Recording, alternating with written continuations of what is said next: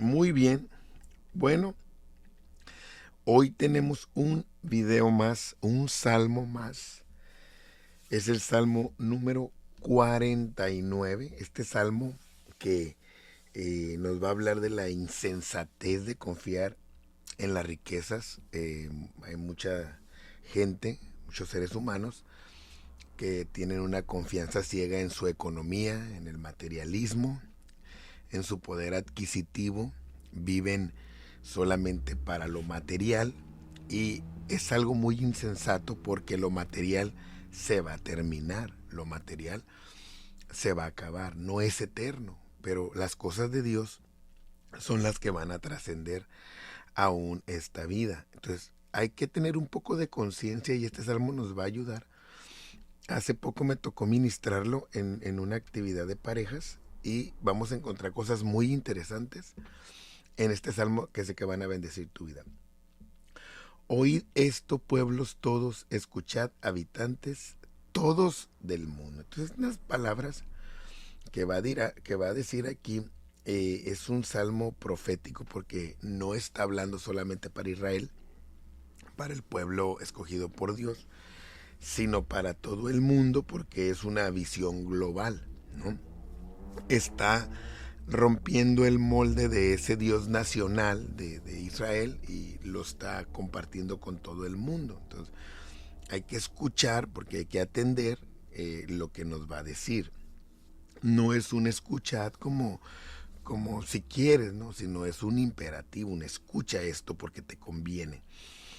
¿Quién tiene que escuchar esto? Los plebeyos como los nobles, el rico y el pobre juntamente. Es para todos, para el que tiene, para el que no tiene, para el que está feliz, para el triste, para el rico, para el que está en carencia, para el patrón, para el empleado, para todos, para el que tiene un cargo, para el que no, para el que está en eminencia. No hay distinción. Para la importancia de lo que se va a decir que es la palabra de Dios, no hay distinción. Todos debemos de tener atención a esta palabra. Y tú que estás viendo este video, ponle atención a este salmo porque puede hablar de muchas maneras a tu vida. Mi boca hablará sabiduría y el pensamiento de mi corazón inteligencia. Entonces el salmista está diciendo que de la abundancia de su corazón va a hablar su boca. De lo que hay ahí adentro va a hablar. Es lo que va a salir y lo va a hablar con sabiduría y con inteligencia. O sea, es algo que está razonado, está pensado, no es meramente un asunto religioso, sino es algo, ni fanático, sino es algo que el Espíritu de Dios a él ya le reveló. Inclinaré al proverbio mi oído, declararé con el arpa mi enigma. Entonces, ¿qué es lo que va a hacer? Se va a obligar a oír, como muchos deberíamos de hacer, obligarnos a oír la palabra de Dios para entender de muchas maneras lo que Dios va a decir a nuestra vida. Aquí dice él, declararé con el arpa mi enigma porque se usaba mucho que en el antiguo tiempo para profetizar, para entrar en una relación íntima con Dios en el sentido de éxtasis, se usaba mucho la música, ¿no? Cosa que también en nuestros tiempos estos ministerios deben de ser una fusión para crear esa atmósfera de adoración, donde entonces luego puede haber palabra, revelación, discernimiento, muchas cosas es lo que debe de llevar esta conjunción ministerial, ¿no? ¿Por qué he de temer en los días de adversidad? Dice él. ¿Por qué? Cuando la iniquidad de mis opresores me rodearen. Porque si Dios está conmigo, no debo de temer a la adversidad ni los días malos. Él es el que me da la victoria, Él es el que me lleva hacia adelante. Entonces dice, ¿por qué? Dice, si los que confían en sus bienes y de la muchedumbre de sus riquezas se jactan, ¿no? Entonces viene la diferencia este, de la gente que confía en lo que tiene. Ahora, no es problema que tengan, porque muchas veces se ha malentendido el que no es rico, entonces es malo, o es rico, es avaro, o es rico, o sea, no va a entrar al cielo. No. Aquí la diferencia es que si yo confío en mis riquezas, cuál va a ser mi sustento en el día de la adversidad o en el día que el enemigo llegue a mí. O sea, si yo confío en los bienes, ahí yo estoy poniendo mi fe, estoy poniendo mi seguridad. Entonces, ¿dónde queda Dios? Dios queda a un lado. Dice que los que confían en sus bienes y de la muchedumbre de sus riquezas se jactan. Y esta palabra se jactan es lo que los hace brillar. Se jactan es lo que los hace valer. Y eso le molesta a Dios, porque lo que a ti y a mí nos debe de hacer valer es que Dios está con nosotros, que Dios nos ha bendecido, que Dios nos ha cuidado, que Dios nos ha ayudado. Pero hay quien se jacta de esto, de sus bienes y de sus riquezas. Y no debe de ser así, por mucho que tengas, porque en un instante todo se puede acabar. Entonces el problema no es que tengas, sino es que ahí deposites tu seguridad y tu confianza. Ninguno de ellos podrá de manera alguna redimir al hermano ni dar a Dios su rescate. Es decir, por mucho dinero que tengas, hay cosas que no las vas a poder comprar, que es la salvación. No te alcanza.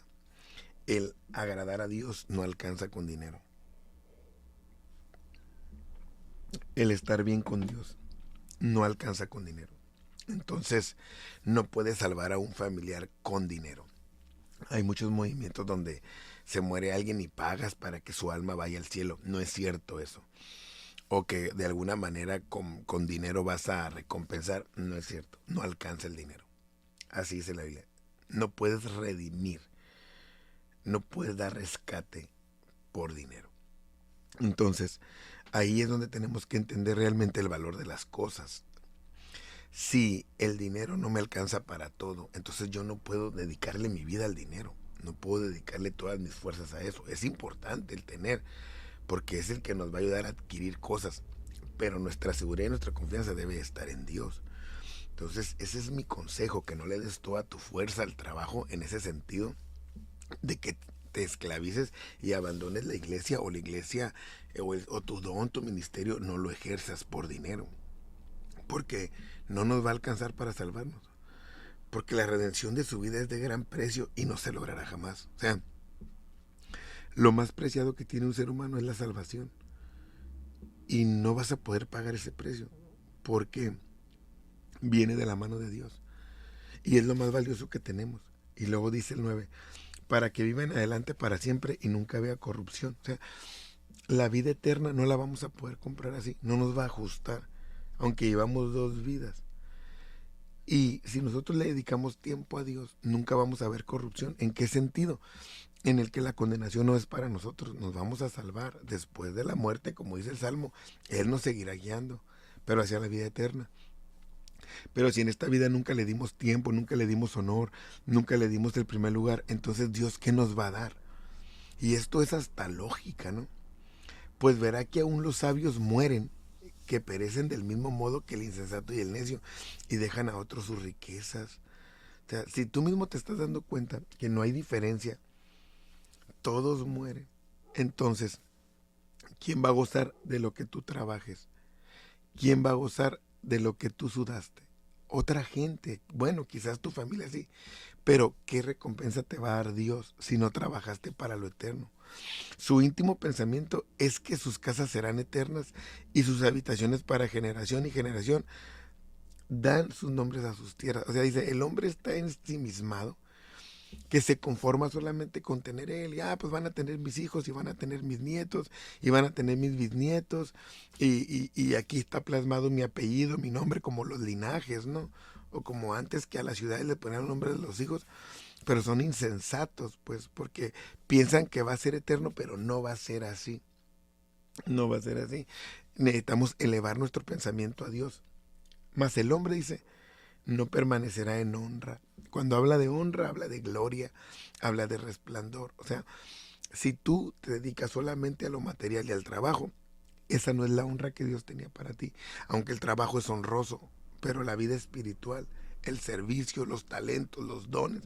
Entonces dice, y el que no permanece en esa honra, o sea, el que no valora lo que Dios le dio, es semejante a las bestias que perecen. O sea, eres como un animal que vino y vivió, existió, pero igual murió, pero no hizo nada.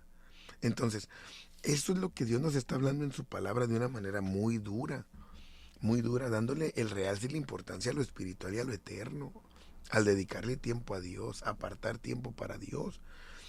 Este es su camino, dice, es locura, es una insensatez. Con todos sus descendientes se complacen en el dicho de ellos. ¿Por qué? Pues porque sus descendientes muchas veces se conforman a que, pues sí hay en la casa, no nos faltó nada. ¿Cuántas veces hemos escuchado hijos o familias que dicen, gracias a Dios, en la casa nunca nos faltó nada? Sí, nada material. Pero nadie va a la iglesia, nadie ejerce un don, nadie es espiritual, nadie respeta a Dios, nadie se ha entregado, nadie es un siervo, pero no les faltó nada, porque su todo es el materialismo. Y estamos hablando de casas cristianas, estamos hablando de familias sacerdotales. Y muchas veces ustedes pregunten esto y dicen, no, no nos faltó nada. Porque tuvieron carro, porque tuvieron escuela, porque tuvieron ropa, porque tuvieron alimento, porque tuvieron vacaciones, porque tuvieron viajes. Pero no les faltó nada, porque su todo era el materialismo. Por eso dice que sus descendientes se complacen en el dicho. Sí, vete a trabajar, papá. Mientras no nos falte nada, dice la mujer, sí, vete a trabajar. Mientras tengamos dinero, pero no hay nada espiritual, no hay nada eterno. Entonces hay que cuidar eso, porque vean lo que dice el verso 14. Como a rebaños que son conducidos al Seol, la muerte los pastoreará, y los rectos se enseñorearán de ellos por la mañana, se consumirá su buen parecer, y el Seol sea su morada. O sea, dice, ese pequeño rebaño que es tu familia, tus hijos, tu esposa, si no hay nada espiritual, es un rebañito que va al Seol, que la muerte los pastoreará. Es decir, no va a haber nada eterno para ellos. La muerte va a ser su guía. Ahí va a quedar su gloria, su resplendor, su honor. Y lo que era para ellos va a ser para otro, para los rectos, para los que entendieron que hay que darle lugar a Dios, que hay que darle el primer lugar al Señor. Entonces, ¿qué puede ser tu familia y la mía para que analices esto? Un rebañito que va conducido al Señor. Que mi esposa va hacia la muerte sin Dios. Aunque vaya a la iglesia, que mis hijos van hacia la muerte teniendo un papá y una mamá, porque no los pastorean. Va mi rebaño conducido al Seol. ¿Qué los va a pastorear? La muerte, porque es lo único seguro que tienen. Porque si se mueren no saben si se van a ir con Dios, no conocen nada de Dios, no saben nada de Dios, no les sirven a Dios, no han trabajado para Dios. Entonces, ¿quién los pastorea? La muerte. Entonces, este video nos debe de ayudar a reflexionar. Pero Dios redimirá mi vida del poder del Seol, porque Él me tomará consigo. Es decir, entonces, si yo regreso a Dios, a lo eterno, a lo maravilloso, Él es el que tiene el poder de ¿qué? De salvarme. No temas cuando se enriquece alguno, cuando aumenta la gloria de su casa. No vayas por la vida diciendo, pero es que ellos sí tienen y yo no tengo. Y porque ellos cada vez tienen más y yo cada vez tengo menos. No temas. No es garantía que tengas de que Dios está contigo. Y si así fuera que Dios está con ellos, tú pídele sabiduría a Dios y trabaja, esfuérzate. Cuando veas que aumenta la gloria de la casa de alguien, el resplandor, gloria a Dios. Si lo hacen bien y si lo hacen mal, pues ya sabes que van camino a la muerte. Porque cuando mueran no se van a llevar nada, ni descenderán tras él su gloria. Lo que los hace lucir, lo que los hace sentirse bien, se va a quedar. ¿Cuántas veces se muere alguien? Ahí vemos su casa, vemos su carro, vemos sus cosas, vemos a su familia y ellos ya no están. Pero no le dieron nada a Dios. Aunque mientras viva, llame dichosa su alma y sea loado cuando prospere. ¿Cuánta gente, no? Dice, no, que es bien feliz, le va muy bien, no le falta nada, mira a su familia, bien próspera, pero no son espirituales. ¿Cuánta gente conoces que tiene buen negocio o buen empleo, buen sueldo? Aparentemente no les falta nada, pero no van a la iglesia, no sirven a Dios, no son comprometidos. Y a veces podemos decir, nosotros no tenemos nada. No puedes caer en la envidia ni en el juicio. Pero la Biblia dice que van camino a la muerte, porque no le dedican tiempo a lo eterno, a Dios. Entrará en la generación de sus padres, dice, y nunca más verá la luz. Ese será su fin. Ahí quedará.